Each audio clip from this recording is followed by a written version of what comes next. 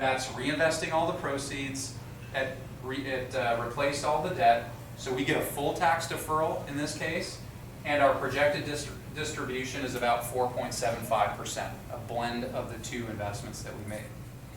There's a lot of information on this screen, and I know I've been talking for a long time, but any questions on scenario one? Yeah?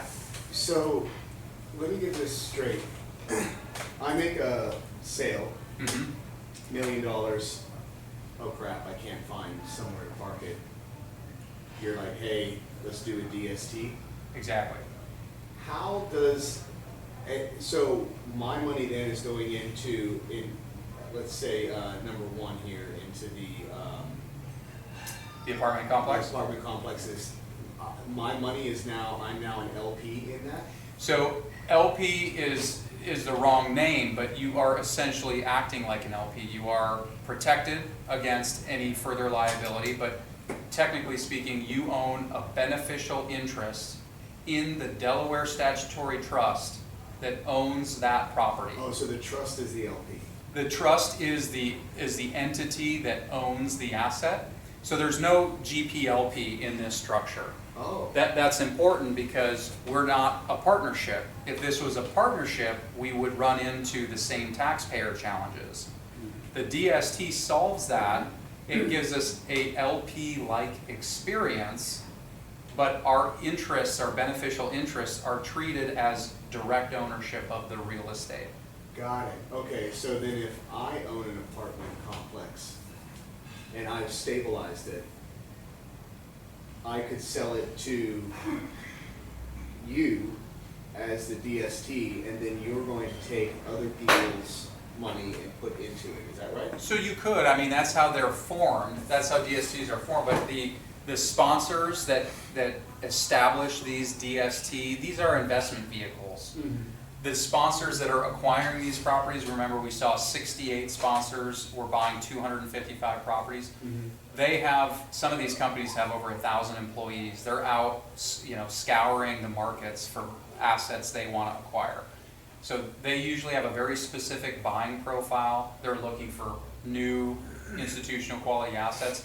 But absolutely, somebody could create their own DST. They could build a property and move it into a Delaware statutory trust and sell the beneficial interests. And the investors in that case would get the same qualifying replacement property as these prepackaged DSTs that we're offering. Wow. Yeah. Yeah. Are the sponsors the same type of people that do something like an EFT, only it's not a tax-deferred exchange? You mean an EFT? Something like this that you can invest into, but it's not that you have to do an exchange to get out of what you've got. I mean, are they having to do an exchange to get into your DST? You don't have to. No, you can invest Okay. cash. Okay. Yeah, you can invest cash. And I just have one final example here, and then I'll let you go, guys, because I see we're going over time. And that's just where we use this in a complementary fashion. So in this case, we're selling the same $2 million property. We're retiring the same $500,000 in debt. We've got $1.5 million to invest. But in this case, the investor wants to acquire a $1 million single-family residence. So they use that $1 million to purchase that single-family residence, and they have $500,000 left. If they didn't invest this, they would have a cash boot of $500,000, and they would also have mortgage boot of $500,000 because we didn't replace the debt, and we get $500,000 of cash out of the exchange. So they pay tax on this if we fail to replace that. And in this case, we can simply take that $500,000 we have left, invest it in DST1. That's the one that has the debt on it, so we get $500,000 in debt credit. So we closed on $1 million in real estate on DST1. We closed on $1 million of real estate in single-family residence 1. Total purchase is $2 million, and we got a full tax deferral. All right, so that's how we use it in a complementary scenario. That's the last example I'm going to give. I'm going to leave you with my contact info. I've got some brochures and cards that I'll leave at the table, but any questions, Dan? Could you take stocks and invest into the DST, any amount of whatever? Yeah, unfortunately not. So, I mean, you can sell stocks and the Right. cash that you're left with, you can invest. Okay, that's what I But you mean. can't exchange Right. from stocks Right. into other Okay. real estate under a 1031. Okay. Yep. What, a lot of good information. Is there a limit, a dollar limit, upper or, not upper, but lower, that somebody like Aimpoint Investments would work with? Yeah, we'll work with anyone. The sponsors set their investment minimums, typically 100,000. Okay. Yeah, and we have pretty good relationships with the sponsors we work with. I did a $30,000 allocation last week. That was kind of an unusual case, but so any dollar, if you have a little bit of equity left over and you're like, what am I gonna do with this? I don't wanna pay tax. Right. We'll find a home for it in most cases. Okay. Yeah, but 100,000 is the stated minimum. Yeah. I've heard, oh, go ahead. No. Oh, Alex, that was for you. Yeah. Oh, I see. I've heard that there's some issues when it comes to if the sponsor or the equivalent bank or sponsor manager of the DST is trying to get some additional funds later on. There can be some issues with that. Can you explain? Yeah, so the DST as an investment vehicle is governed by what's called an IRS revenue ruling. And in the revenue ruling, the IRS says, hey, we accept this as replacement property, but there are several things that it has to do in order to meet that requirement. One of those 7 things is that you can't recapitalize in the structure.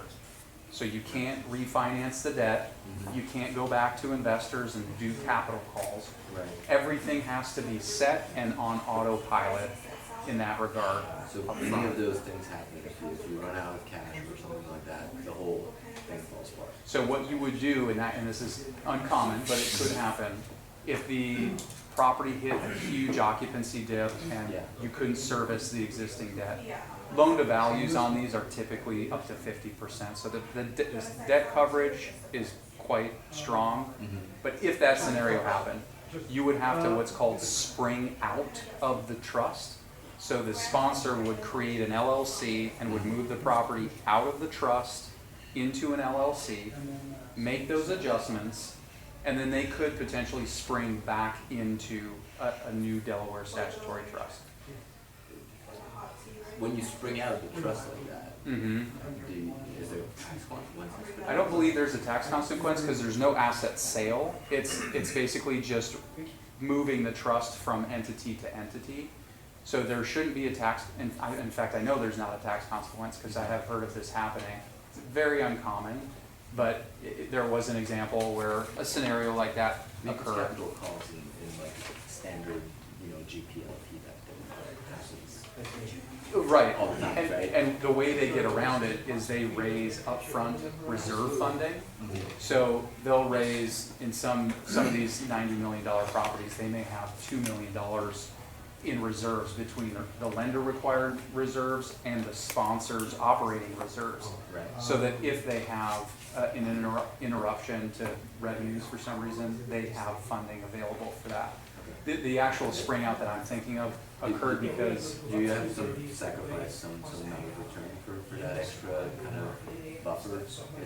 for the reserve funding, sure, yeah, because we're not earning a return on that, right? Yeah. So if they over reserve, that's bad for the investment return because now we just have $2 million sitting there. How would you, I mean, you see 68 of those every year, it sounds like, but Yeah. how would you compare the kind of the typical return that you would get in those DST versus kind of a more standard, LLC type project? So we can't be aggressive. So I had mentioned those 7 restrictions that we have per the IRS revenue ruling. One of them is we can't add significant value. We can't do structural changes to the property. How, So for that reason, the sponsors also, because they can't raise capital, they want a predictable CapEx experience. They don't want to buy a property and then 5 years later, like, oh shoot, we need $2 million for a new roof on this property. That would be bad. So that tends to lead to them buying newer properties with more predictable expenses. And because they're not doing value add, they're not hitting home runs. Right, These are meant to be more predictable income generators right. rather than these big bites, you know, so we see, I'll give you an example, one of the sponsors that I like the most, their historical track record on this structure has been about 12% a year Yeah. between income and the growth. So when you sell the property, you own 1% or whatever of the property, so you get the growth as the investor. Right. But they'll generate, 12% a year on average across their DST portfolio. A lot of GPs are targeting high teens. Yeah, that's not uncommon. Yeah. But they're doing value add, they're out buying distressed properties. There might be a capital call, there might be a big miss. Right. There may be no income along the way. Yeah. It's a different style investment, yeah, meant to be more income generating. Yeah. All right. You okay? Thanks, Dan, yeah. So, Trevor, Immediately. thank you very much for showing us a lot of good information, and thank you for being generous in your answering questions and letting people interrupt you. Of Makes a big course. difference to everybody that's here. Yeah, absolutely. I appreciate you having me on. And Thank you so Thank much. I've got a couple brochures here I'll leave on the table if anybody wants, and Okay, that sounds good. got some contact info on there. But And you're local here in Santa Barbara. I am newly back in town as of about 6 months ago, so. How do you like your time at UCSB? Loved it. I'm trying to get affiliated. Affiliated is a funny word because the nonprofit is called the UCSB Affiliates. Affiliates. And I'm gonna get involved in that. They engage the community with the college, so Okay. I'll be going to a lot of sporting events and stuff. But here's some brochures for anybody that wants it. My contact info. You might consider teaching some stuff through UC Extension. I- They pay very well. Oh, And you could thanks. advertise at the same time. Yeah, that would be great. In the Navy, I finished my time as an instructor in the F-18. I found I like presenting. Teaching. So, It's yeah, good. I might see if they have any room for me. Yeah, I did computer support classes through UC Extension while I was here. And they won't let professors teach UC Extension because they make too much money and they would leave and they don't want to lose them, so they Oh, won't yeah. allow them. Okay. Very interesting. That Check is it out. interesting. Huh. All right.